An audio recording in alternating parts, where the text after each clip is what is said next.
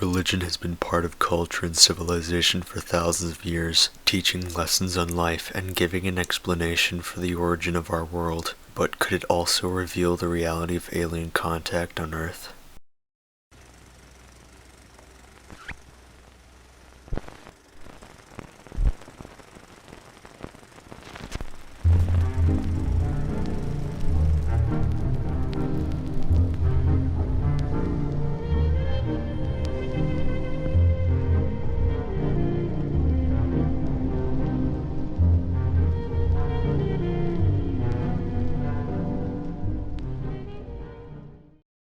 The theory of the existence of extraterrestrial life stems off of an evolutionary belief.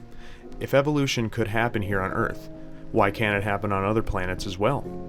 But what does the Bible, the book associated with the Christianity religion, say about this? Let's take a look at the Old Testament of the Bible, specifically the Book of Ezekiel. In the first chapter of this book, Ezekiel experiences a vision sent from God. He was presented a grand flying chariot-like structure. The riders of the chariot had 4 faces and 4 wings. Each creature had the appearance of a wheel intersecting another wheel.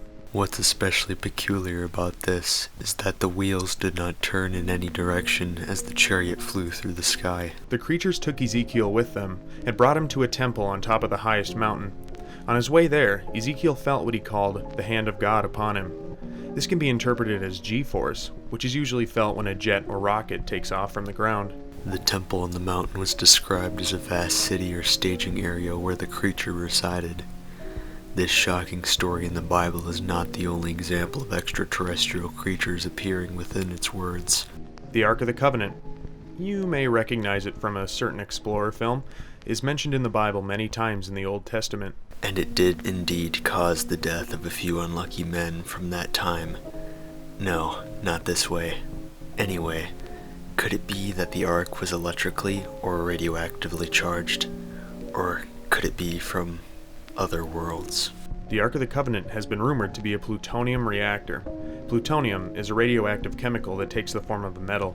The only connection to plutonium and extraterrestrial origins we could find was a rumor that a star is being used as an alien plutonium waste dump, but this one seems a little strange, so we'll move on. Much of the evidence for aliens and religion comes from Renaissance artwork, albeit this era of art does not directly relate to the Bible. Much of the paintings we see from this time period do depict events described from the Bible.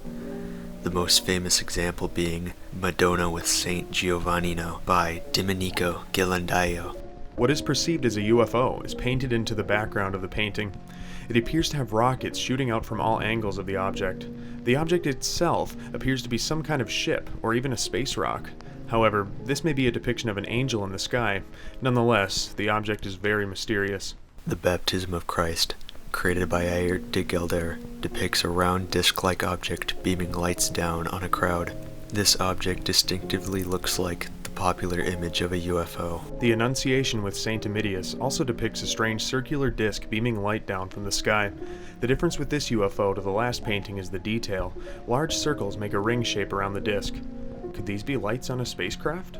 Lastly, a piece of art vastly different from the others, but still very intriguing. The Peruvian hill carvings, created roughly during the 6th century. The image is of a humanoid creature with a thin body and a large head and eyes. The classic depiction of an alien. The most interesting aspect of all is where it is. This is one of the Nazca lines, gargantuan drawings that can only be seen from far above. No one is certain how these were created so long ago. Maybe something otherworldly gave a helping hand. Throughout the entirety of the Bible, God sent visions to many people including Abraham, Jonah, King Solomon, and John the Prophet, to name a few. In most visions, reality was altered, and things didn't seem the way they really were. For example, God sent Peter, another prophet, a vision of a flying carpet with food laid out upon it.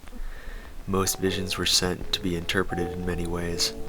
For the case of Ezekiel's vision, the creatures driving the chariot are most likely not aliens. In the final book of the Bible, Revelations, John sees beasts and creatures with similar features. He saw 2-headed dragons, a woman who was able to shapeshift into a beast, and other strange beings. Ezekiel most likely saw another creature such as these, but being that we live in the 21st century, Where everything is modernized, we have interpreted this vision in a way that is not meant to be. The artwork can be easily debunkable when you take it into context. Virtually all of these flying objects are interpretations of angels from biblical stories. Early biblical passages described angels in different ways, from human-like beings to, what is relevant to this art, rings of light. The beams coming from the angels can be explained as the angels looking down at these people or blessing them. In the Baptism of Christ painting, the UFO-like object is actually a dove, sent from heaven. As for the hill carving, it's most likely a crude depiction of a person. It's similar to a stick figure today. How the carvings got there, though, or what they were meant for, is still unknown. Another mystery for another time. Stay curious. Join us again next time when we once again go obscure.